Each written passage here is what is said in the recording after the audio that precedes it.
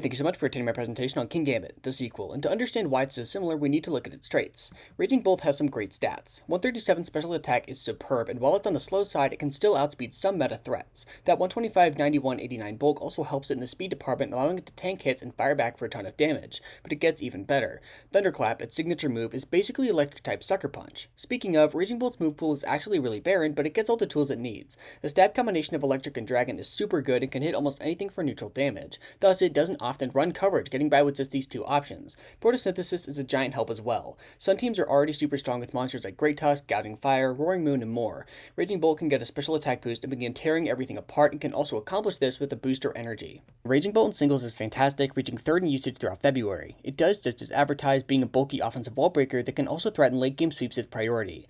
Bolt loves the presence of bulky walls like Toxapex, Skarmory, and Dondozo, so it can threaten tons of damage and doesn't actually take much damage back itself. As mentioned earlier, it's very strong on Sun teams, but honestly thrives on any kind of offense. Weather Ball is all it needs, is either fire or water coverage. That's right, it works on both kinds of teams. Beats resist like Excadrill, although to be fair, it has to call a switch in first. It's not super flashy when compared to Iron Valiant or something, but it sure as hell gets the job done.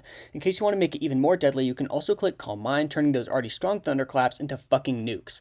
Every time you want to hit it, there's that risk of getting clapped back, which can in turn lead to more boosts, which leads to being even more terrified of thunderclap, which leads to more boosts, and yeah, you get the idea. VGC Raging Bolt is no less scary. Even though its movesets rarely vary, just a combination of EVs and item can give it vastly different roles on different team structures. This guy is used on almost every archetype imaginable. It's slow enough to be good in Trick Room, it's fast enough to be good under Tailwind, and it's bulky enough to switch into random neutral attacks and threaten them back. Raging Bolt is extremely versatile. Its Assault Vest set is the most popular, taking advantage of its bulk to create a monster that can honestly feel unkillable. With support from Incineroar, its best friend, Bolt can be physically amazing too. This core of Incin plus Bolt is rock solid on balanced teams, giving room to pivot around and get your attackers like your Shifu in safely. Bolt does have some set variants. Thunderclap and Draco are locked in, but it can do a lot of other stuff. Its non-Thunderclap electric move can obviously be the extremely powerful Thunderbolt, but you could also use Electroweb as a secondary form of speed control, or even Volt Switch to keep the pivot train moving.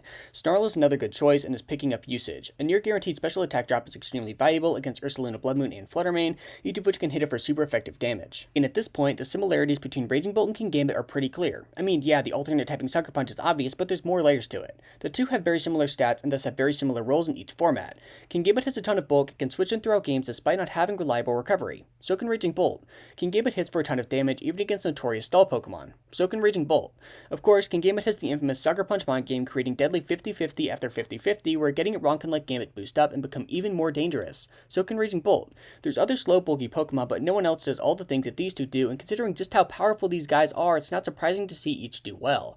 Pokemon like Rillaboom, Iron Hands, and Landorus Therian are about as close as you'll get, but none do it quite like the Giraffe. Well, except for King Gambit. In conclusion, these two possess comparable traits and thus are strong in comparable ways. Obviously, Raging Bolt and the Game Beetle are different, but the amount of things they have in common is striking to say the least. Thank you so much for watching.